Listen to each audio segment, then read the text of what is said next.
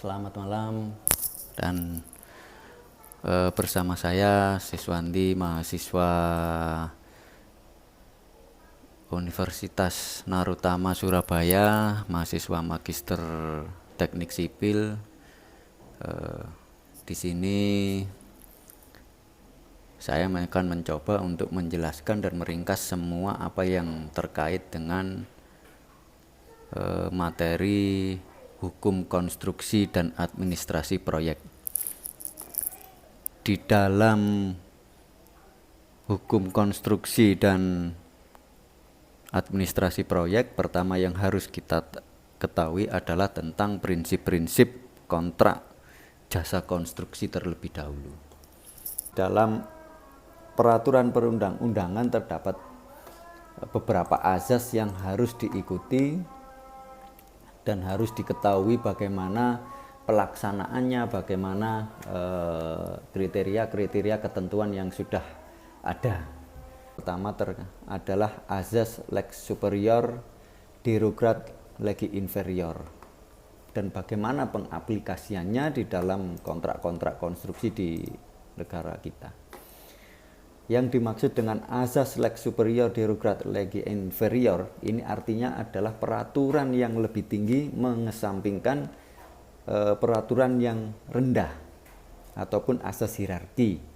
Hierarki peraturan perundang-undangan di Indonesia menurut ketentuan Undang-Undang Nomor 12 Tahun 2011 adalah yang paling tertinggi Undang-Undang Dasar Negara Republik Indonesia tahun 1945, tentunya kita tahu semua. Yang azas yang pertama ini bermakna tentang undang-undang atau norma hukum yang lebih tinggi, meniadakan keberlakuan undang-undang yang lebih rendah, menentukan apakah itu suatu norma memiliki.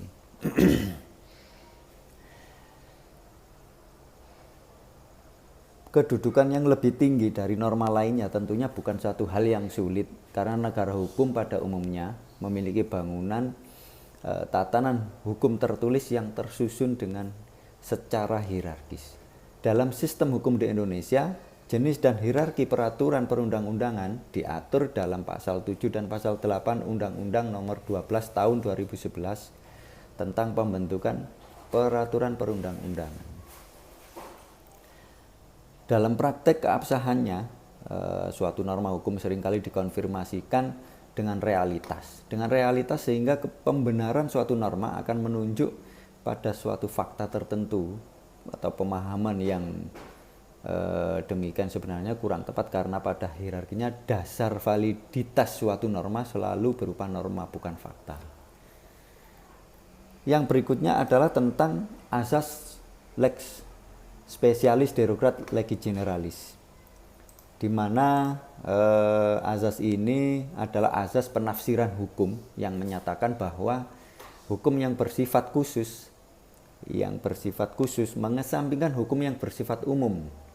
Prinsip-prinsip pengutamaan bagi aturan hukum yang khusus sebagaimana terkandung dalam azas ini sudah dikenal dan dipraktekkan sejak dulu, jauh sebelum terbentuknya negara hukum modern seperti yang ada pada saat ini.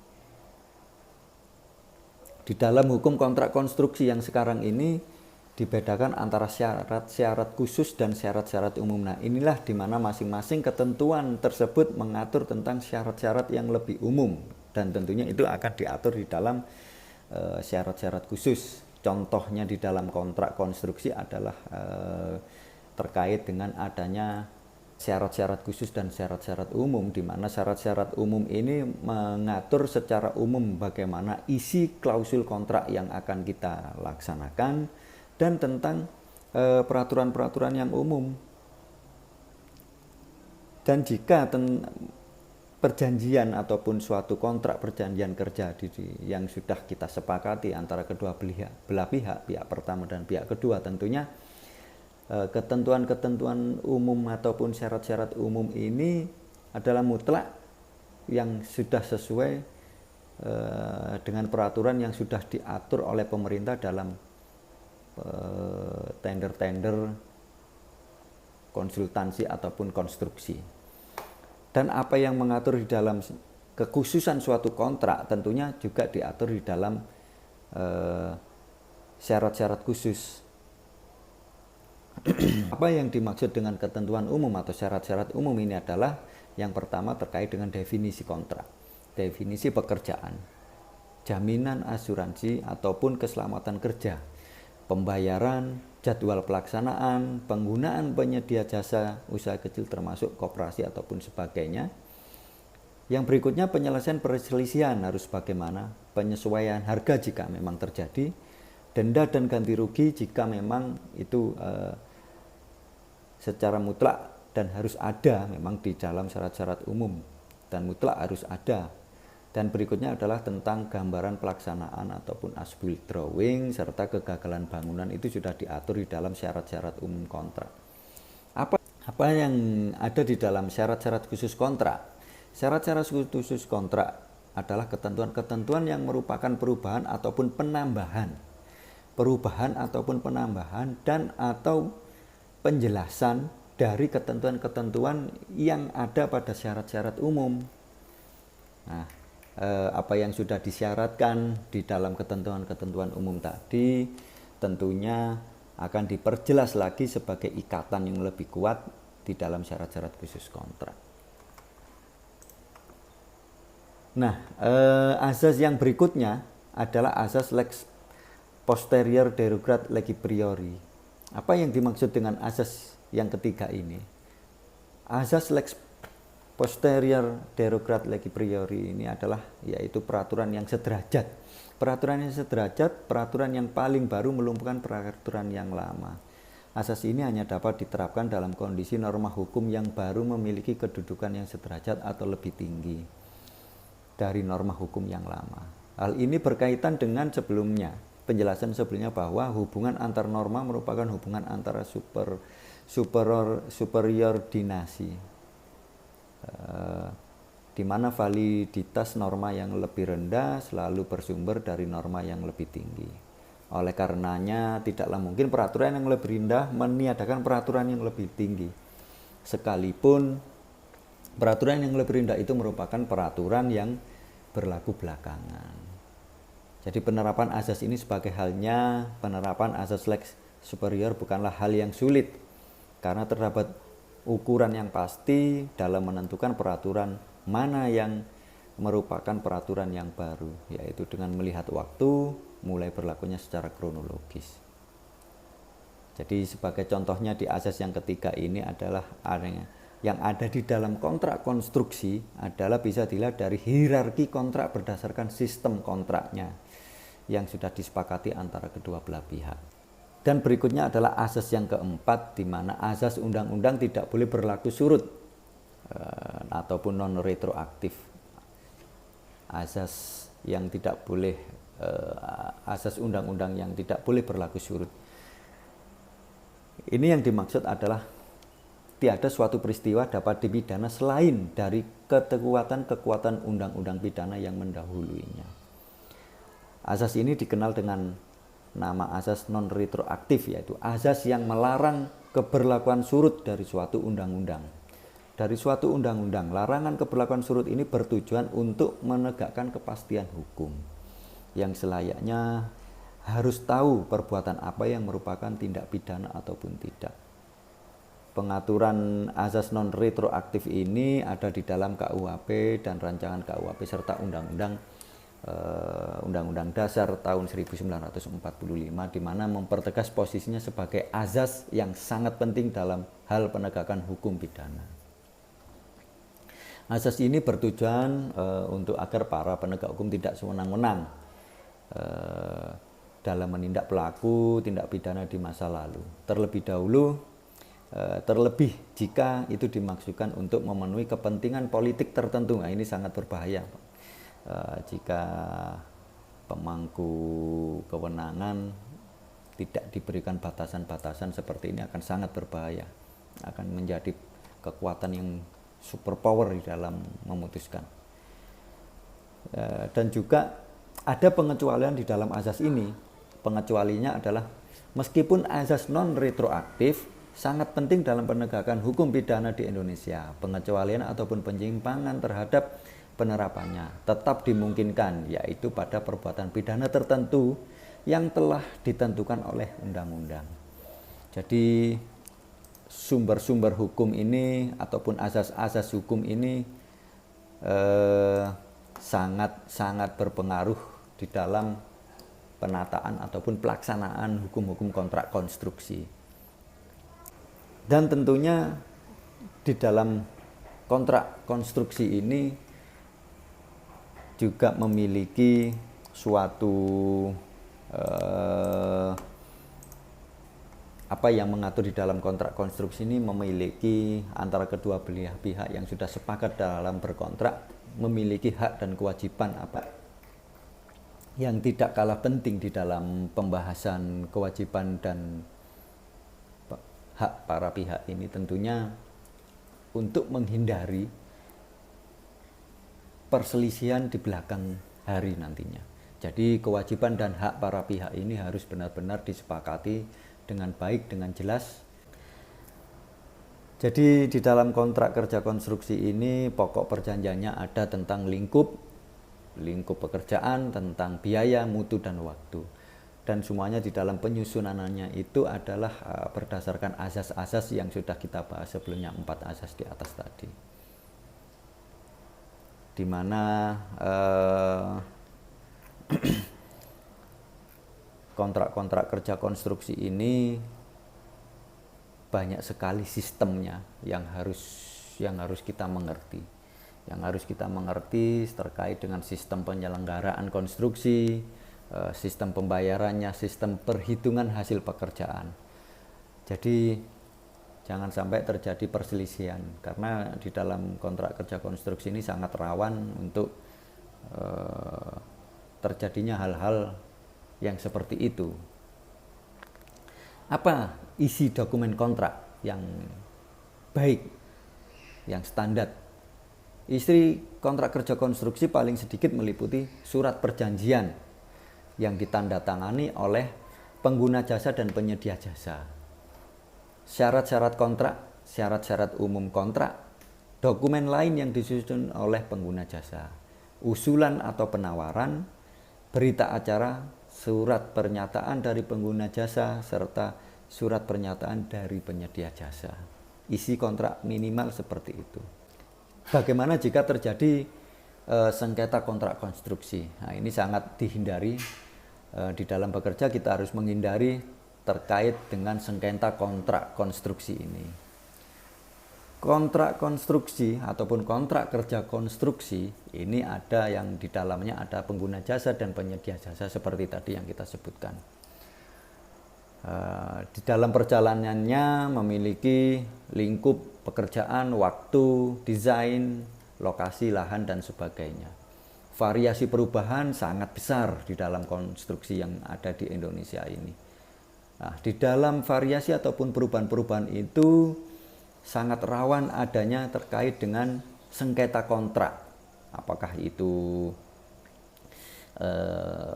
volume kurang, apakah itu gambar kurang jelas, ataupun apa yang lain juga. Nah, disitulah penyelesaian-penyelesaian yang harus kita laksanakan, harus seperti apa tentunya. Nah, itu harus diatur juga di dalam kontrak kita. Yang paling aman terhadap jasa konstruksi, kontrak konstruksi ini adalah penyelesaian dengan cara musyawarah atau sepakat seperti yang tadi kita sebutkan di awal. Kenapa harus seperti itu? Agar terjadi penyelesaian yang tanpa melibatkan hukum. Jadi cepat selesai dan banyak pihak yang tidak kehilangan waktu tentunya dan kehilangan biaya dalam penyelesaiannya. Bagaimana kita harus melakukan musyawarah untuk mencapai mufakat itu tentunya ada tahapan yang harus dilalui. Yang pertama adalah tahapan mediasi. Di dalam mediasi ini nanti ada yang namanya dengan konsiliasi dan tentunya di mana dalam mediasi dan konsiliasi ini masih belum, tim yang dibentuk berdasarkan kesepakatan ini para pihak ini masih belum menemukan hasil yang baik, tentunya akan lebih jauh lagi ranahnya ke arbitrase. Jadi yang kita sebutkan di awal. Jadi sebaiknya dalam penyelesaian sengketa ini kita menyelesaikan sengketa kontrak konstruksi ini dalam penyelesaian secara musyawarah untuk mencapai mufakat. Itu lebih baik dan akan lebih menyelesaikan waktu yang ada. Penyelesaian sengketa kontrak konstruksi ini ada yang namanya Dewan Sengketa Konstruksi yang sudah diatur dalam Undang-Undang Jasa Konstruksi nomor 2 tahun 2017 dan PP nomor 22 tahun 2020. Pelaksanaannya harus seperti apa? Dewan Sengketa merupakan upaya penyelesaian sekaligus pencegahan sengketa. Jadi ada Dewan Sengketa ini yang berupaya untuk menyelesaikan sekaligus mencegah sengketa konstruksi. Yang harus kita pahami juga. Dalam Dewan Sengketa Konstruksi ini memiliki pilihan-pilihan pentahapan untuk penyelesaiannya. Kenapa harus ada Dewan Sengketa Konstruksi? Dewan Sengketa Konstruksi ini adalah untuk agar tidak terjadi perselisihan seperti itu. Dewan Sengketa merupakan upaya penyelesaian sekaligus pencegahan. Jadi sebelum adanya permasalahan sudah dicegah oleh dewan yang dinamakan dengan Dewan Sengketa Konstruksi ini. Yang berikutnya adalah penggunaan Dewan Sengketa dilakukan setelah perikatan jasa konstruksi. Jadi setelah kontrak kita baru menggunakan ada yang namanya penggunaan Dewan Sengketa. Ini untuk menghindari permasalahan-permasalahan yang kerana hukum tentunya. Sampai menemukan ataupun mencapai kata mufakat dengan menggunakan Dewan Sengketa dalam klausul perikatan jasa konstruksi dan membuat perjanjian tripartit Dewan Sengketa. Apa yang menjadi tugas Dewan Sengketa? Tugasnya adalah untuk mencegah perselisihan para pihak. Jadi tugasnya sangat mulia, menyelesaikan perselisihan melalui pemberian pertimbangan profesional aspek tertentu sesuai kebutuhan atau menyelesaikan sengketa melalui rumusan kesimpulan formal yang dituangkan dalam putusan Dewan Sengketa. Pembentukan Dewan Sengketa dituangkan dalam kontrak kerja konstruksi yang dananya merupakan tanggung jawab para pihak. Jadi ada dana yang harus dikeluarkan dalam pembentukan ini. Dan itu harus ditanggung bersama-sama antar kedua belah pihak yang berkontrak. Dan jumlahnya harus harus ganjil. Proses dan putusan Dewan Sengketa didasari oleh prinsip keadilan, bukan kesewenang-wenangan. Di dalam hal tidak terdapat keberatan jangka waktu, dalam jangka waktu 28 hari kalender, putusan Dewan Sengketa final dan mengikat kedua belah pihak. Jadi setelah ada putusan, Dewan Sengketa memberikan waktu sekitar 28 hari hari kalender. Jika tidak ada yang harus didiskusikan lagi, maka putusan Dewan Sengketa ini final dan mengikat kedua belah pihak. Dalam hal terdapat keberatan para pihak, salah satu pihak ataupun yang lain terhadap keputusan Dewan Sengketa, para pihak menempuh tahapan upaya penyelesaian sengketa selanjutnya yang lebih tinggi lagi dari Dewan Sengketa, yaitu arbitrase tadi. Masa kerja Dewan Sengketa selama masa kontrak atau sampai Dewan Sengketa dihentikan berdasarkan ketentuan dalam perjanjian tripartit. Jadi di dalam klausul kontrak konstruksi tentunya sangat rawan terkait permasalahan hukum, sangat rawan dengan hukum-hukum pidana ataupun perdata jika memang ada ke arah pidana ataupun perdata. Jadi kesimpulannya adalah di dalam pelaksanaan hukum konstruksi dan administrasi proyek ini sangat penting pemahaman bersama antar kedua belah pihak terhadap isi dan makna masing-masing kata, masing-masing klausul dan ayat-ayatnya yang terkandung di dalamnya, sehingga dengan begitu secara tidak langsung kita akan berusaha menghindarkan sengketa-sengketa yang ada. Jika terjadi sengketa dan itu menjadi ranah hukum, maka waktu dan biaya sangat besar untuk penyelesaiannya, dan waktu juga akan sangat tersita, biaya juga tidak kecil untuk menyelesaikan itu semua. Jadi mungkin itu yang bisa saya sampaikan terkait dengan hukum konstruksi dan administrasi proyek yang saya dapat selama saya berkuliah di Universitas Narutama Surabaya. Sekian dari saya, dan saya sampaikan apa yang saya sampaikan ini semoga menjadi ilmu yang bermanfaat bagi kita semua.